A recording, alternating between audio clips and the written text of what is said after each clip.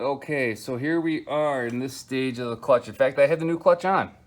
We had the new clutch on. So to get here, a couple of things to point out. You're not going to need any of your old equipment. This is your old clutch housing, I guess you want to call it. Okay, you won't need that.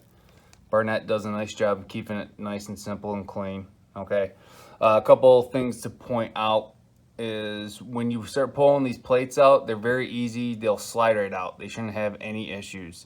You're going to get to your last two friction plates, or your friction and your separation plate, and it's going to feel like it's stuck. It's not. There's going to be a retainer wire that runs along the inside. You take a set of your needle-nose pliers here, pull them out. You could use that wire. A lot of people may suggest to replace it. You can reuse that wire. It's sitting inside. It's just fine.